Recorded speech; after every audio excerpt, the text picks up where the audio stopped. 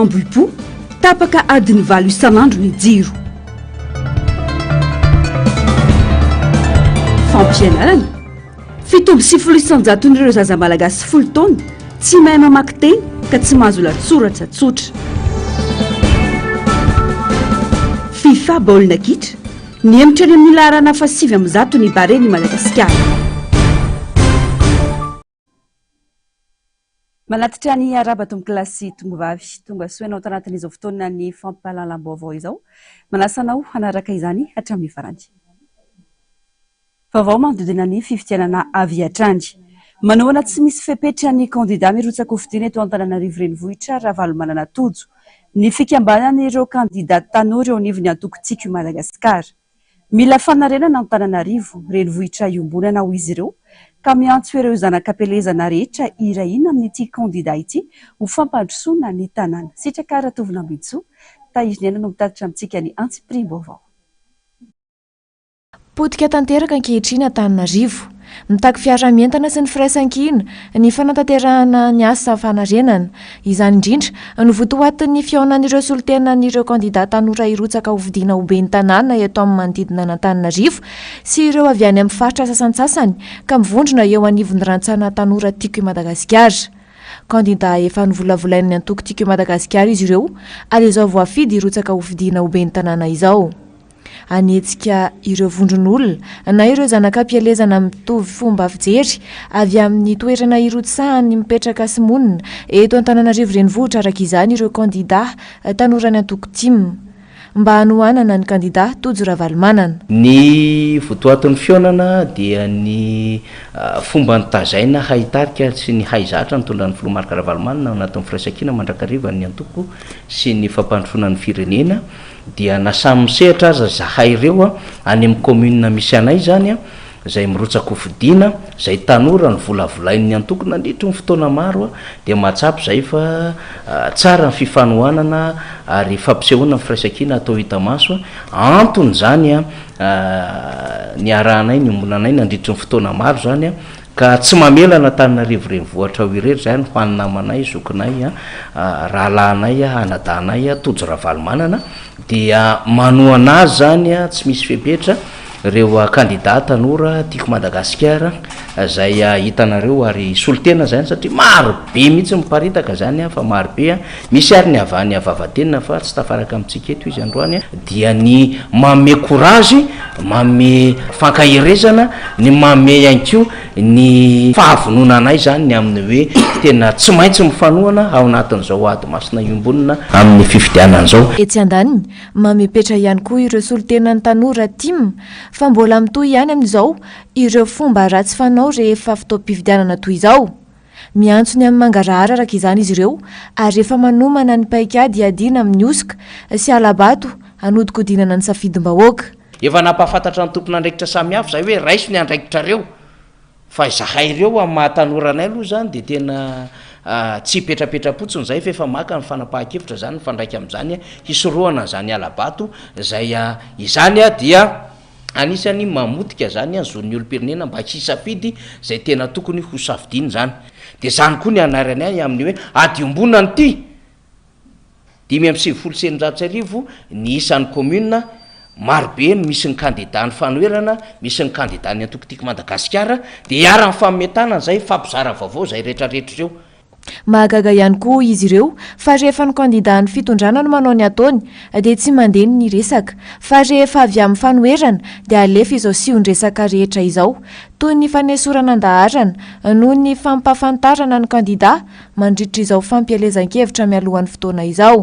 Zava-misy amin'izao fotoana izao nge tsy misy lalàna mihitsy miresaka amina hoe pré-campagne fa resaka etika na moralité izy tsy miteny hoe fidio ranona na ranona zany fa tena zon'ny kandida ary hatramin'izay io nisy foana ny pré-campagne ahoana moa no ahafahany vahoaka hanatanteraka ny safidiny raha ohatra ka tsy fantany izavy ny kandida hirotsaka hovidiana ao anatin'le circonscription électorale zay hanatanterahana n'le fifidianana fa fampafantarana kandida amin'ny fomba rehetra azo atao zany tahaka ny adevitra any amin'ny firenena républicaine ny velany any misy ny fampafantarana ny kandida mielo atao daholo zany fa ny zavatra fotsiny zany ny tena tsy azo atao everina zany fa tena mety hoe mba fandika amin'ny lalàna zany de miantso mpifidy sady hifidy an'le kandida zany. Tahotra araka izany ny an'ireo milaza izany noho ny fahitan'ny fahavononan'ny kandida sy ireo mpanaraka azy, kanefa tsy atao sakana izany satria fampandrosoana ny tanàna no tokony masoana fa tsy ny fifandrafiana. Mahakasika ny raharaham-pirenena, ankoatra ny fidangany vidim-piainana mampikakaiky ny malagasy amin'ny ankapobeny sy ny eto Antananarivo ny olana ny fahatapahan-drano ankehitriny. Misy ny vahaolana naroso dia ny fitateran-drano amin'ny fiarabe ka hitsinjarany izany amina bonbonina ho ana faritra sasany. Tozary alaolana fotsiny ihany izany fa tsy maharitra ary tsy masehaka ny filan'ny mponina akory. Sarotra ary ilaina ny fanarenana malonjany mba hialanaingana amin'izao olana izao satria dia aina ny rano. Sitraka Ratovina Ambitso, Tahiry Anatrano. Mikilaina ankamaroan'ny malagasy eo anatrehan'ny olana tsy fisindrano eto Antananarivo. Nisy ny vahaolana naroson'ny fanjakana mba hamahana izany kanefa karazana saritsary mba olana no natao. Hatreto manko mbola fahirano ny ankamaroan'ireo fokontany eto an-drenivohitra. Raha ny vaovao, roa tapitrisy ariary isan'andro ny ofan'ny kamiao iray mpitatitra rano makeny amin'ireo bonbonina. Mahagaga sy mahatalanjona amin'ny fomba fiasa sy fitantanana, hoy Mamiera Ravalinomenjana azy. Tozary fandaniam-bola fotsiny ihany no sady kilalao ny fiainam-bahoaka amin'izao fotoana izao, vonjy tavan'andro hatrany aloha hatreto no misy ary tsy maharitra ny vahaolana. Tsy ombontsony ngamana atao raha hoe ameno conteneur ngamantsika, tsy ombontsony atao hoe le conteneur faran'izay lehibe. Raisina tsotra fotsiny zao ohatra hoe ho an'io resaka rano, olan'ny rano eto amin'ny Antananarivo. Eny zao ankehitriny hoe 2 millions d'ariary ny ofan'ny camion anankiray isan'andro dia entana hitaterana rano. Vahaolana ve ny hitaterana ny rano amin'ny camion? Tsy tokony eritreritra ve zavatra hafa kokoa par rapport amin'io rano taterana amin'ny camion io ny tokony ho arosan'ny vahoaka malagasy. Lasa ohatran'ny kilalao-njaza le izy kilalao-njaza le izy amiko satria firy mètre kibo moa ny zakan'iny camion anankiray iny no andaninao 2 millions d'ariary par jour na ny valeran'ny rano voatatitra iny camion iny ary raha vidina tsy ampy 2 millions d'ariary isan'andro ny valeran'ny rano ao anatin'iny. Ny tsy fahampian'ny rano no voalaza fa fototr'olana, tsy ahatongavan'ny rano any an-tokantrano sy eny amin'ireo pompon-drano kanefa ny tobin-drano toy ny rano mandroseza mbola tsy ritra, hoy ny fanazavana.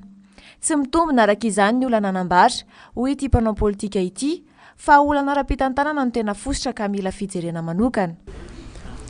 Ny siterna zay matsaka hoentina eo Antananarivo renivohitra satria amin'reto tanàna izay manodidina Antananarivo anaterana an'ireo rano ireo dia avaiza mivoaka avy ao amin'ny toby fanadiovana rano ao Amandriseza. Dia eto zany dia miteny hoe tsy avy amin'izay kosa angambany le izy hoe tsy ampy ny rano noho ny fitombom-poniny fa tonga dia amiko mahatonga an'io rano tsy normal dia avy amin'ny tsy fahalavy ny foto-drafitrasa izay ampiasain'ny jirama. Fa laingo zany hoe noho ny fitombom-ponina dia tsy ampitsony ny rano. Fa maninona le rano Mandriseza tsy ritra raha hita ritra io dia zay ny anambarany hoe tsy ampy ny rano noho ny fitombom-ponina.